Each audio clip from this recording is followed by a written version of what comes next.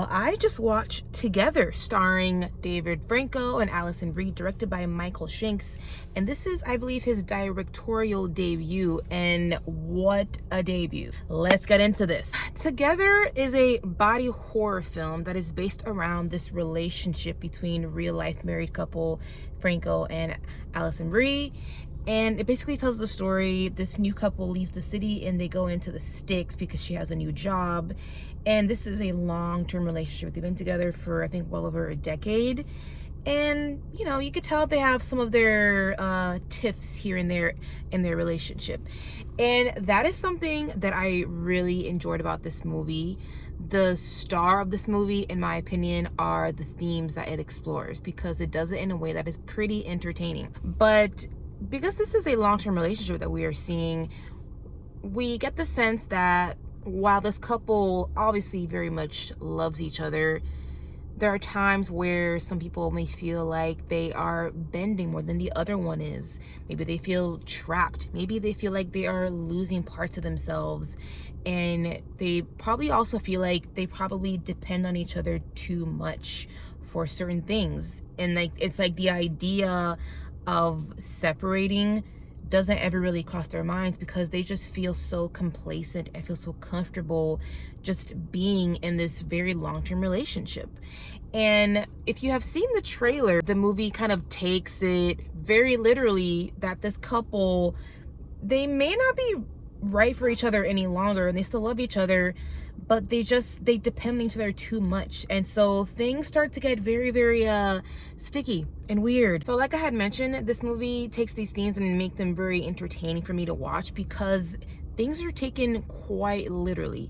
Now, this may seem quite on the nose for some, and it is, but I think because of the humor that this movie brings you is what makes it entertaining as well. Because even though there are quite a few disgusting scenes in this, because it is a body horror after all, it is also pretty funny. There is a particular scene in here that happens in the kitchen that is both pretty gruesome, kind of gross, kind of bloody, but it is also one of the funniest scenes in the movie. And I have to applaud a writer and director for being able to pull off such a scene in the same breath, where it's pretty disgusting, but it's also really freaking funny. These are such physically demanding roles, because there is some contortionist gymnastics types of things, like their bodies are being tangled up.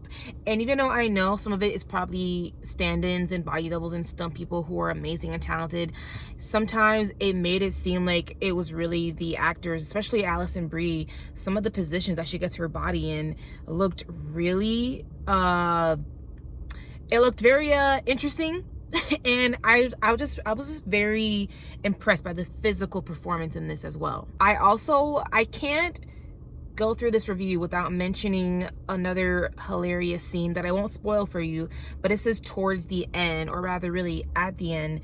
There's a really huge thing that happens, and then we get to hear the Spice Girls come in. And again, it's just one of those scenes where this really wild and disturbing thing is happening on screen between these two people, okay? In this body horror, let me emphasize this, in this body horror film, but like in comes a Spice Girls song, and I just found myself like, I am watching this, like I'm not moving from my seat, I'm leaning in to see what is happening, but I'm also singing the lyrics to this amazing Spice Girls song. Like, what is happening right now? To get to some of my mixed to negative things to say about this, I know this was a big hit back in Sundance. I think it premiered, or no, it was at Fantastic Fest. But for me, this actually took a long time before I started to have fun with this, before I felt myself being entertained.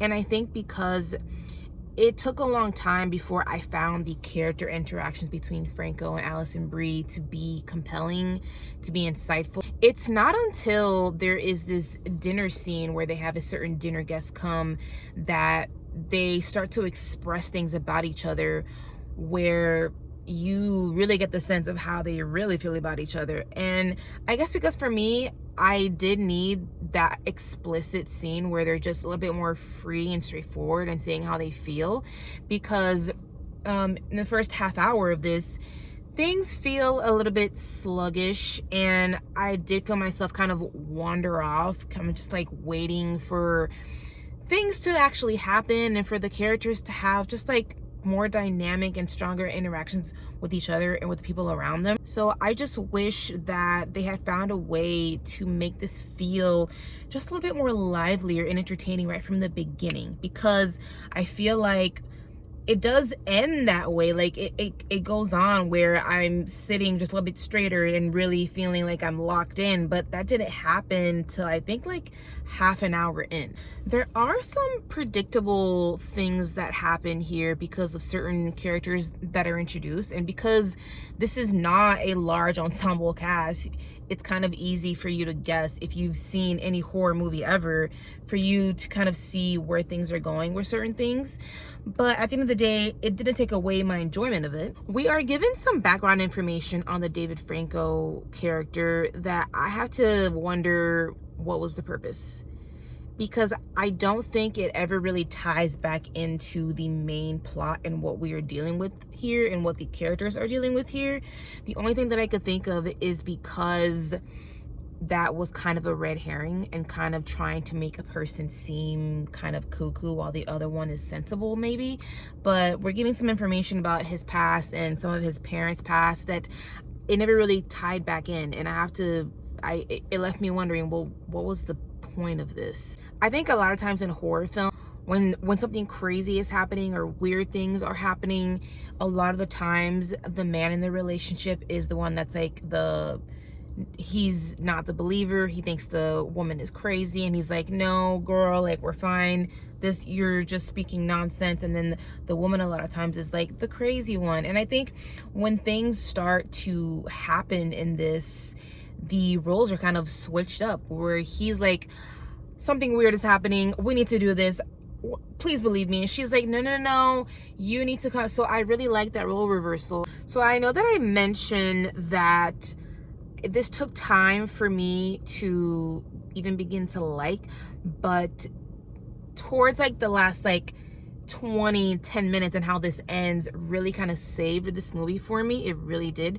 So I'm gonna have to rate this a 3.5 out of 5 stars. Thank you guys so much for watching my review. I really appreciate it. If you're enjoying my content, if you find yourself you're binging more than one of my videos, please go ahead and subscribe, hit the like button, and leave me a comment. That really helps me out. It pushes out the visibility of the video, and I'll catch you guys next time.